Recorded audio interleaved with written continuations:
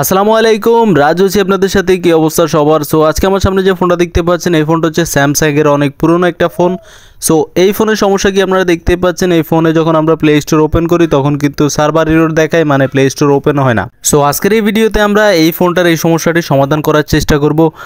সেজন্য আমরা প্রথমত আমাদের ফোন থেকে যে ইন্টারনেট ব্রাউজারটা আছে সেটা ওপেন করব এবং ওপেন করার পর আমরা উপরে টাইপ করব mdoctor.info।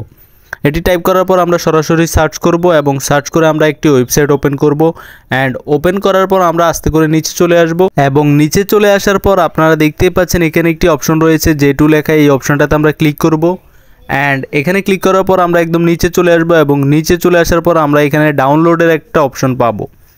সো আমরা এখান থেকে ডাউনলোড অপশনে ক্লিক করব এবং ডাউনলোড অপশনে ক্লিক করার কিছুক্ষণের মধ্যেই কিন্তু আমাদের প্লে স্টোরটি ডাউনলোড হওয়া শুরু হবে।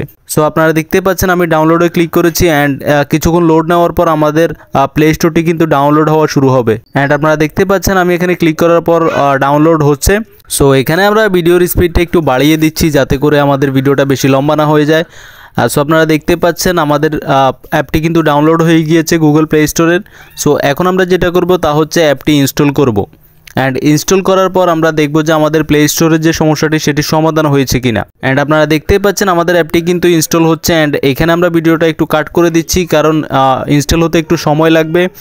অ্যান্ড ইনস্টল হওয়ার পরে আমরা প্লে স্টোর ওপেন করে দেখব যে আমাদের যে সমস্যাটি ছিল সেটির সমাধান হয়েছে কিনা। সো যাদের পুরনো ফোনে প্লে স্টোর অথবা ইউটিউব চলতেছে না তারা এই ট্রিক করে প্লে স্টোর চালাতে পারবেন আপনাদের ফোনে। সো আমাদের প্লে স্টোর ইনস্টল হয়ে গিয়েছে। এখন আমরা যেটা করব তা হচ্ছে প্লে স্টোর ওপেন করে দেখব যে আমাদের যে সমস্যাটি ছিল সেটির সমাধান হয়েছে কিনা। সো আপনারা দেখতেই পাচ্ছেন আমাদের প্লে স্টোরের যে সমস্যাটি ছিল সেটির সমাধান হয়ে গিয়েছে। সো গাইস আজ পর্যন্তই। ভিডিওটি ভালো লাগলে লাইক করবেন, বন্ধুদের সাথে শেয়ার করবেন অ্যান্ড অবশ্যই আমাদের চ্যানেলটি সাবস্ক্রাইব করে পাশে থাকা বেল আইকনে ক্লিক করে রাখবেন পরবর্তী ভিডিও নোটিফিকেশন সবার আগে পাওয়ার জন্য। আজ পর্যন্তই, ধন্যবাদ।